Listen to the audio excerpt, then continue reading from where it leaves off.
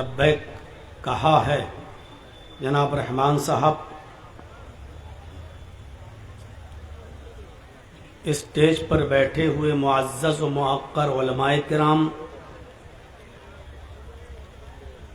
مدرسہ حاضہ کا پورا اسٹاف، اراکین و ممبران، اسٹیج پر بیٹھے ہوئے محلے کے اور اس علاقے کے باوقار اور سمانت احباب، بیلوا کشن گنج، بیلوا میں جب بھی آتا ہوں تو مجھے اپنا پرانا دور یاد آ جاتا ہے۔ اس علاقے میں میری سب سے پہلی تقریر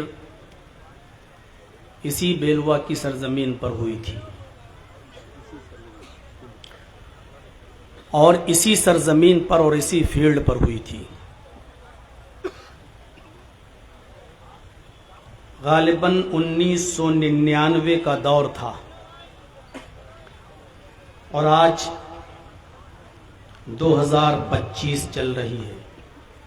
26 سال کا عرصہ، 25 سال کا عرصہ بہت ہی جلدی گزر گیا۔ نئی نسلیں آ گئیں۔ یقیناً ان 25 سالوں میں بہت سے لوگ اس دنیا سے چلے بھی گئے۔ جیسے میں 25 سال پہلے بھی جناب اسرائیل صاحب کے گھر پہ رکا تھا اور آج بھی میں انہی کے گھر پر ٹھہرا ہوا ہوں۔ اشرف بھائی ہمارے میزبان بنے، ہم ان کے مہمان۔ اللہ رب العالمین جو لوگ اس دنیا سے گزر گئے ان کو غریق رحمت فرمائے، ان کی مغفرت فرمائے، اور جو لوگ اس وقت موجود ہیں اللہ رب العالمین ہمیں دین اسلام پر قائم رکھنا، اور جب ہمارا خاتمہ ہو تو ایمان پر ہمارا خاتمہ فرمانا۔ بہت ہی حساس موضوع کی طرف آج میں آپ کو لے چلنا چاہتا۔ اس دور میں، اس زمانے میں ہمیں اس چیز کی ضرورت ہے۔ جو قرآن کی آیت میں نے آپ کے سامنے ابھی تلاوت کی ہے سورہ بقرہ کے دوسرے رکوع سے، اس آیت کے اندر اللہ تبارک و تعالی نے منافقوں کی ایک نشانی بتائی ہے، ایک علامت بتائی ہے، اور یہ بتایا ہے کہ منافق کی پہچان کیا ہے۔ اذا قیل لهم لا تفسدوا فی الارض، منافق کو آپ کیسے پہچانیں گے؟ بہت سی علامتیں ہیں، لیکن یہاں میں ایک علامت بتلا رہا ہوں آپ کو، کہ جب ان سے کہا جاتا ہے کہ زمین میں فساد مت پھیلاؤ، زمین میں فساد برپا مت کرو، تو منافق آدمی جھٹ سے یہ جواب دیتا ہے انما نحن مصلحون، ہم تو اصلاح کر رہے ہیں، ہم فسادی نہیں ہیں۔ ابھی جرجیت صاحب سے کہیے کہ جرجیت صاحب آپ یہ مت بولنا، وہ مت بولنا، اس پہ تقریر مت کرنا، آپ آئے ہو تو یہ مت کہنا، وہ مت کہنا، اور سیدھے سیدھے دین کی بات بتا کر آپ چلے جائیے۔ جرجیت صاحب جھٹ سے کہیں گے کیوں؟ میں جو بول رہا ہوں یا بولتا ہوں وہ کوئی چیز غلط ہے کیا؟ کیا میں سچ نہیں بولتا ہوں؟ کیا میں حق بات نہیں کہتا ہوں؟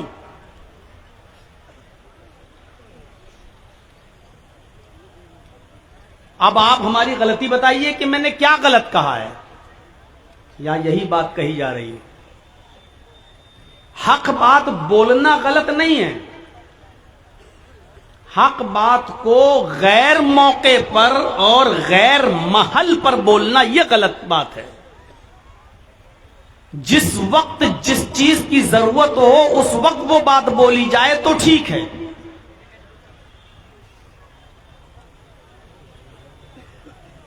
اس جلسے میں بول سکتا ہوں کہ 200 300 400 500 آدمیوں کی بارات غلط ہے، اسلام میں کوئی حکم موجود نہیں ہے، شرعاً ناجائز ہے. ہم اس جلسے میں بول سکتے ہیں، جمعے کے خطبے میں بول سکتے ہیں کہ کسی بھی لڑکی والے کے یہاں کھانا کھانے کی کوئی شرعی دلیل نہیں ملتی کہ لڑکی والے کے یہاں کھانا کھایا جائے، اور لڑکی کا باپ بھی مہمانوں کو اپنے گھر بلا کر ان کو کھانا کھلائے اور بہترین سے بہترین ڈشز بنا کر کھلائے. شریعت میں لڑکی والے کے لیے کھلانے کی کوئی ذمہ داری نہیں. ولیمہ ہے جو لڑکے کے اوپر اور لڑکے کے والوں پر فرض ضروری ہے کہ وہ کریں. اولم ولو بشاتن، اگرچہ ایک بکری ہی کیوں نہ ہو لیکن ولیمہ کرو. ولیمہ ہے لیکن لڑکی والے کے یہاں نہیں. اس جلسے میں بول رہا ہوں ٹھیک ہے، جمعے کے خطبے میں بول رہا ہوں ٹھیک ہے، لیکن جرجیز صاحب کو آپ نے بارات کی دعوت دیتی اور جرجیز صاحب کو نکاح پڑھانا ہے. باراتی بھی آ گئے ہیں، بارات بھی پہنچ گئی ہے، پنڈال بھی لگ گیا ہے، میرج ہوم بھی لگا ہے، لائٹیں بھی جل رہی ہیں، 400 500 آدمیوں کی بارات بھی آ گئی ہے. اب ان سب لوگوں کے سامنے جرجیز صاحب کہہ رہے ہیں بارات حرام، یہ چور ہیں، یہ ڈاکو ہیں، کیوں آئے ہیں؟ تو ایسے موقع پر جرجیز صاحب کا بولنا خطرے سے خالی نہیں ہے.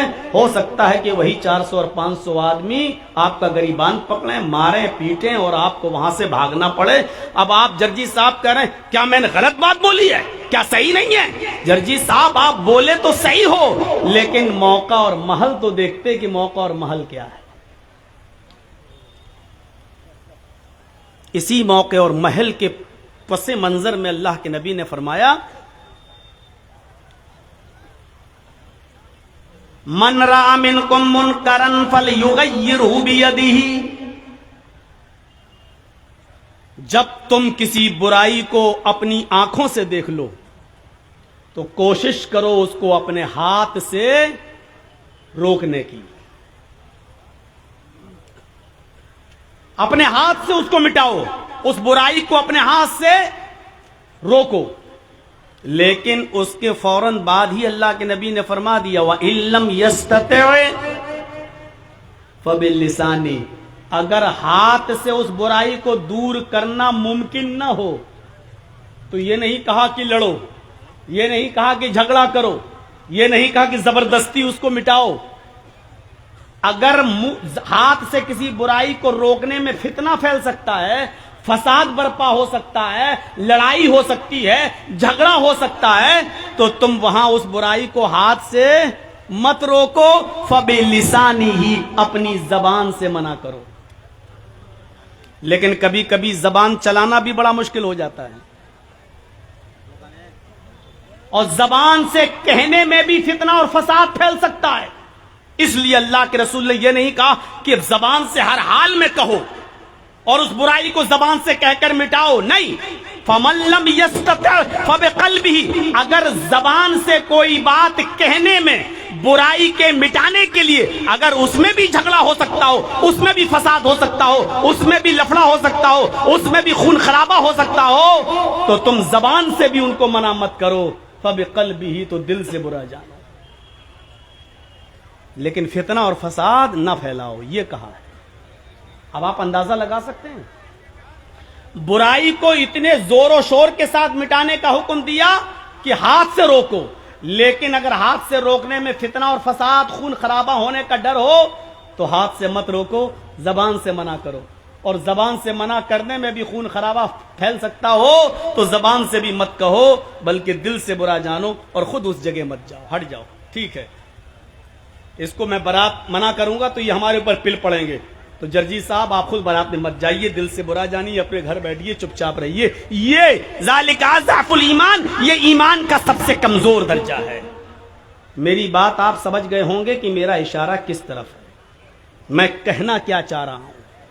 یہ منافقوں کا وصف ہے کہ جب ان سے کہا جاتا ہے کہ زمین میں فساد مت پھیلاؤ تو اکڑ کر کہتے ہیں میں تو حق بات کہہ رہا ہوں، میں تو اصلاح کر رہا ہوں، میں صحیح بات بول رہا ہوں۔ آپ کے صحیح بات کہنے کا انکار میں نہیں کر رہا ہوں، آپ صحیح بات غلط جگہ پر کہہ رہے ہیں اور غلط وقت پر کہہ رہے ہیں۔ اب رمضان کا مہینہ چل رہا ہو، آپ قربانی کے احکام بتائیں تو صحیح نہیں ہے۔ رمضان کے مہینے میں آپ خطبہ دیں کہ قربانی ایسے کرو، جانور کو ایسے لٹاؤ، اتنا دانت کا جانور ہونا چاہیے، اتنا اس کی عمر ہونی چاہیے، تو آپ کو لوگ بے وقوف کہیں گے، جبکہ آپ صحیح بات بول رہے ہیں، قرآن و حدیث بول رہے ہیں، لیکن اس وقت یہ موقع نہیں ہے۔ رمضان کے مہینے میں آپ کو رمضان کے مسائل بتانا پڑیں گے، عید الاضحیٰ کے مہینے میں آپ کو عید الاضحیٰ کے مسائل بتانا پڑیں گے، قربانی کے مسائل بتانا پڑیں گے۔ میرے بھائیوں، اسی طریقے سے حق بات کہنے کا وقت اور ٹائم نہیں دیکھتا ہے، کہتا ہے انما نحن مصلحون، ہم تو اصلاح کرنے والے ہیں، لیکن اللہ نے کیا کہا؟ الا، ہوشیار رہنا ایسے لوگوں سے، انہم هم المفسدون ولکن لا یشعرون، یہ اصلاح پھیلانے والے لوگ نہیں ہیں، اصلاح کرنے والے لوگ نہیں ہیں، یہ سماج کا بھلا چاہنے والے لوگ نہیں ہیں، یہی فسادی ہیں، یہی مفسد ہیں، وَلَٰكِن لَّا يَشْعُرُونَ، ان کو پتہ نہیں ہے، یہ جانتے نہیں ہیں، یہ سمجھ رہے ہیں کہ میں بہت اچھا کام کر رہا ہوں، یہ سمجھ رہے ہیں کہ میں بہت نیک کام کر رہا ہوں، حالانکہ نیک کام کرنے کا یہ وقت نہیں تھا۔ اب میں ایک دو مثالیں آپ کے سامنے رکھوں گا۔ 35 سال کی عمر تھی نبی اکرم صلی اللہ علیہ وسلم کی، یعنی 40 سال کے بعد آپ رسول بنے، ابھی نبی بھی نہیں بنے تھے، ابھی رسالت بھی نہیں ملی تھی، نبوت بھی نہیں ملی تھی، عمر کتنی تھی؟ 35 سال، اور مکہ میں تیز بارش ہو گئی، سیلاب آ گیا، اور خانہ کعبہ جس کا ہم اور آپ سب طواف کرتے ہیں، اس خانہ کعبہ میں شگاف پڑ گیا، وہ ڈہ گیا، وہ گر گیا۔ تو مکے کے لوگوں نے از سر نو دوبارہ خانہ کعبہ کو بنا کر تیار کیا۔ یہ سب کا عقیدہ تھا کہ اللہ کا گھر ہے، خانہ کعبہ کو بنا کر تیار کیا۔ جب خانہ کعبہ بن کر تیار ہو گیا، آپ لوگ تھوڑا جلدی کریے، بیچ میں کھڑے ہو کے چندہ کرنے کو میں منع نہیں کر رہا ہوں، لیکن تھوڑا سا ڈسٹرب ہو رہا ہے، جلدی کیجئے، مدرسے کا کام ہے، وہ تو کرنا ہی ہے، وہ تو ضروری ہے، اسی مقصد سے جلسہ ہوا ہے، اس میں کوئی رکاوٹ نہیں، لیکن تھوڑا جلدی جلدی۔ خانہ کعبہ جب بن کر تیار ہو گیا دوبارہ، تو جو حجر اسود تھا، حجر اسود جس کو ہم اور آپ جا کر چومتے ہیں، جو وہاں تک پہنچ جائے بوسہ لیتے ہیں، اس حجر اسود کو رکھنے کا جب نمبر آیا، اس کو اسی جگہ پر رکھ دیا جائے جہاں وہ رکھا ہے، تو اس کو رکھنا تھا۔ تو بڑے بڑے قبیلے لڑنے لگے، بڑے بڑے قبیلے لڑنے لگے، خاندان لڑنے لگے۔ یہ کہتا ہے میرا قبیلے کا سردار رکھے گا، دوسرا قبیلہ کہتا نہیں، اس حجر اسود کو میرے قبیلے کا سردار رکھے گا، تیسرا کھڑے ہو کے کہتا ہے اس کو میرے قبیلے کا سردار رکھے گا، چوتھا کہتا ہے اس کو۔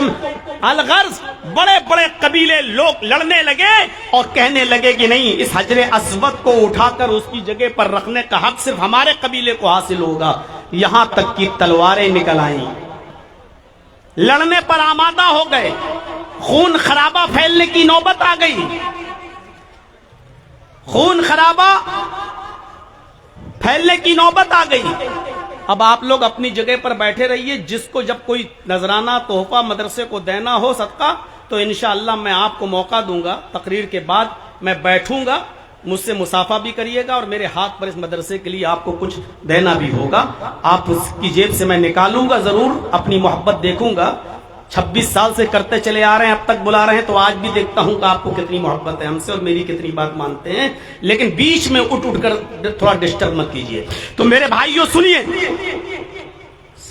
خون خرابے کی نوبت آ گئی، تلواریں نکل آئیں، فتنہ پھیل گیا۔ تو اس وقت ایک بزرگ آدمی کھڑا ہوا قوم کا اور کہنے لگا لڑو نہیں، خون خرابہ اچھی بات نہیں ہے، ایک کام کرتے ہیں کہ آج سب لوگ اپنے گھر پہ جاؤ، حجر اسود کو یہیں رہنے دو، آج سب لوگ اپنے گھر پہ جاؤ، کل صبح سب سے پہلے خانہ کعبہ میں جو آ جائے گا، سب سے پہلے خانہ کعبہ میں جو آ جائے گا اسی کو جج مان لیا جائے گا، اسی کو فیصل مان لیا جائے گا، اور وہ جو فیصلہ کرے گا اس کے فیصلے کو ہم اور آپ سب تسلیم کر لیں گے، وہی جج ہوگا، وہ جو فیصلہ کرے گا اس کا فیصلہ مانا جائے گا۔ سب لوگ اس بات پر متفق ہو گئے کہ ہاں چلیے کل سب سے پہلے جو خانہ کعبہ میں آئے گا وہ جج ہوگا، اور وہ جو فیصلہ کرے گا اس کا فیصلہ سب مان لیں گے۔ تو ہر آدمی کو یہ امید تھی کہ سب سے پہلے میں ہی آؤں گا، ہم سوئیں گے ہی نہیں آج رات میں، سب سے پہلے ہم ہی آئیں گے خانہ کعبہ میں۔ تو سب لوگ جا کر اپنے اپنے بستر پر بیٹھ گئے، باتیں کرنے لگے۔ محمد الرسول اللہ جو ابھی تک محمد ابن عبداللہ ہیں وہ بھی آئے اور آپ اپنے گھر میں آ کر لیٹ گئے، آرام کرنے لگے۔ جو جلدی سوتا ہے عموماً وہ جلدی اٹھ جاتا ہے، اور کبھی کبھی رات بھر جاگنے کے چکر میں آدمی کو بالکل جب رات کی جوانی ہوتی ہے تو آدمی کی آنکھ لگ جاتی ہے۔ اسٹیشن پر بیٹھے 12 بجے سے بیٹھے انتظار کر رہے ہیں، پتہ چلا گاڑی 2:30 بجے آئے گی، پھر وہ 3 بجے آئے گی، پھر 3:30، اچانک آنکھ لگ گئی، پتہ چلا گاڑی آئی اور چلی بھی گئی اور ہم بیٹھے رہ گئے۔ جو لوگ آئے وہ رات بھر جاگتے رہے، لیکن عین موقع پر جب صبح ہونے والی ہوئی تو ان کی آنکھ لگ گئی، اور محمد ابن عبداللہ آتے ہی سو گئے تھے، اس لیے صبح جلدی اٹھ گئے اور خانہ کعبہ میں سب سے پہلے پہنچ گئے۔ اب جب ان لوگوں کی آنکھ کھلی، یہ لوگ بھاگتے ہوئے جب پہنچے خانہ کعبہ تو کیا دیکھتے ہیں کہ خانہ کعبہ کا دروازہ کھلا ہوا ہے، اور جب یہ لوگ اندر پہنچتے ہیں کافرین مکہ تو کیا دیکھتے ہیں محمد ابن عبداللہ پہلے سے موجود ہیں۔ تو جانتے ہو ان سب کی زبان سے کیا جملہ نکلا؟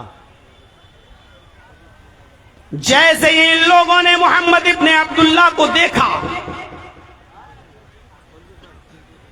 تو ان کی زبان سے جو جملہ نکلا وہ جملہ یہ تھا، قد جاءنا الامین قد جاءنا الصادق،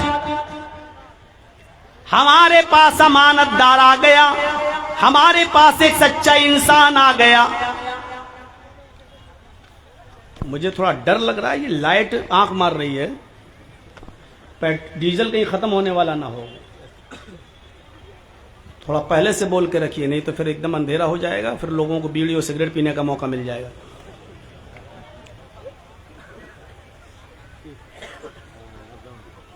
تو توجہ دیجئے گا، لوگوں کی زبان سے یہ جملہ نکلا، قد جاءنا الامین قد جاءنا الصادق، ہمارے پاس امانت دار آ گیا، ہمارے پاس سب سے سچا انسان آ گیا۔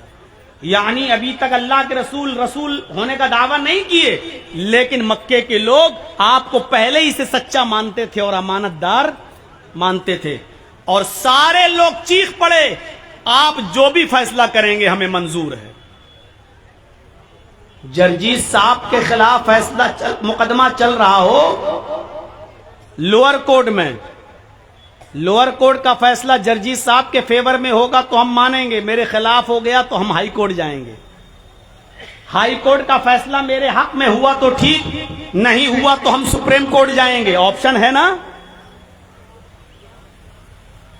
یہاں کوئی آپشن نہیں، مکے کے سارے لوگوں نے کہا اے محمد ہم نے پوری زندگی میں آپ کو کبھی جھوٹ بولتے ہوئے نہیں دیکھا، اس لیے آپ جو بھی فیصلہ کریں گے منظور ہے۔ ابھی فیصلہ کیا نہیں اللہ کے نبی نے، لیکن لوگوں نے ماننے کا اقرار پہلے کر لیا کہ آپ جو بھی فیصلہ کریں گے ہم آپ کا فیصلہ مان لیں گے، چاہے وہ میرے فیور میں جائے، چاہے وہ میرے خلاف جائے، چاہے وہ میرے حق میں جائے، چاہے وہ میرے خلاف جائے، آپ کا فیصلہ ہم مان لیں گے۔ محمد ابن عبداللہ فرماتے ہیں کیا تم سب لوگ میرے فیصلے کو مانو گے؟ کہا جی۔ اب عقل مندی دیکھیے، فتنے کو کیسے روکا، فساد کو کیسے روکا، خون خرابے کو کیسے ختم کیا۔ اب اللہ کے نبی صلی اللہ علیہ وسلم کیا کرتے ہیں، جب آپ نے اقرار کرا لیا سب سے میری بات مانو گے، کہا جی، سب نے کہا کہ ہم مان لیں گے، آپ نے ایک چادر جو آپ کے پاس تھی اس چادر کو آپ نے زمین پر بچھایا اور اس چادر کے اوپر آپ نے حجر اسود کو رکھ دیا اور آپ نے قبیلے کے سرداروں سے کہا کہ تم یہ کونا پکڑو، تم یہ کونا پکڑو، تم یہ کونا پکڑو، تم یہ کونا پکڑو۔ سب لوگوں نے ایک ایک کونا پکڑ لیا۔ جو چار بڑے بڑے قبیلے لڑ رہے تھے آپس میں، ان چاروں قبیلوں کے سرداروں سے آپ نے چادر کا ایک ایک کونا پکڑوا دیا اور پھر آپ نے کہا اس کو اٹھاؤ۔ سب لوگوں نے اس کو چادر کو اٹھایا، حجر اسود بھی اٹھ گیا جو اس چادر میں رکھا ہوا تھا، حجر اسود بھی اٹھ گیا۔ آپ نے کہا اس چادر کو لے کر چلو خانہ کعبہ کے پاس۔ سب لوگ اس چادر کو لے کر آئے۔ جب خانہ کعبہ تک پہنچے تب اللہ کے رسول نے اس کو حجر اسود کو اپنے ہاتھ سے اٹھا کر وہاں پر رکھ دیا جہاں پر وہ آج بھی موجود ہے، اپنے ہاتھ سے اٹھا کر رکھ دیا۔ اس فیصلے سے سب خوش ہو گئے۔ ہر قبیلے کا سردار یہ کہنے لگا کہ حجر اسود کو میں نے اٹھایا، وہ کہتا میں نے اٹھایا، وہ کہتا میں نے اٹھایا، چوتھا بھی کہہ رہا میں نے اٹھایا، اور سب کو کوئی شکایت کا موقع نہیں ملا۔ یہ تھی اللہ کے نبی صلی اللہ علیہ وسلم کی عقل بندی، یہ تھی نبی اکرم صلی اللہ علیہ وسلم کی دور اندیشی۔ اور نبی بننے سے پہلے جس نبی کی عقل مندی اور دور اندیشی کا یہ عالم ہو تو نبی بننے کے بعد اس رسول کی عقل مندی اور دور اندیشی کا عالم کیا ہو۔ فتنہ اور فساد کس طریقے سے روک دیا۔ جو قوم تلوار سے نیچے کسی کی بات ہی نہیں کرتی تھی، اتنی لڑاکا قوم، ایک قبیلے کی بکری دوسرے کے قبیلے کے کھیت میں چلی گئی، ایک بکری اس قبیلے کی اس قبیلے کے کسی آدمی کے کھیت میں چلی گئی، اس نے اس کو ڈنڈا مار دیا، اس بکری کے ٹانگ میں چوٹ آئی، بکری لنگڑاتے ہوئے اپنے گھر آئی۔ لیکن دونوں قبیلے میرے بھائیوں لڑائی لڑتے ہیں تو یہ لڑائی 27 سال تک چلتی رہتی ہے اور رکنے کا نام نہیں لیتی۔ آپ اندازہ لگائیں گے کتنی خطرناک قوم تھی یہ۔ بکری نہیں مری، بکری کی صرف ٹانگ ٹوٹی، لیکن دونوں قبیلوں میں جب لڑائی ہوئی تو یہ لڑائی 27 سال تک چلتی رہی، اور 27 سال کے بعد جب آپس میں ملن ہوتا ہے، ملاقات ہوتی ہے، دونوں قبیلوں کو ملایا جاتا ہے، اس وقت دونوں قبیلوں کے افراد کے مرنے والوں کی تعداد گنی جاتی ہے تو پتہ چلتا ہے کہ دونوں قبیلوں کے تقریباً 40,000 افراد اب تک مر چکے ہیں۔ ایک بکری کے چارہ کھانے کی وجہ سے کتنی خطرناک قوم تھی۔ اس قوم کو انسان بنایا محمد رسول اللہ صلی اللہ علیہ وسلم نے۔ وَاذْكُرُوا نِعْمَةَ اللَّهِ عَلَيْكُمْ إِذْ كُنْتُمْ أَعْدَاءً فَأَلَّفَ بَيْنَ قُلُوبِكُمْ فَأَصْبَحْتُمْ بِنِعْمَتِهِ إِخْوَانًا۔ تم اللہ کی اس نعمت کو یاد کرو جو اس نے تمہاری اوپر برپا کی، جو اس نے تمہاری اوپر نافذ کی، جو اس نے تمہاری اوپر برسائی۔ إِذْ كُنْتُمْ أَعْدَاءً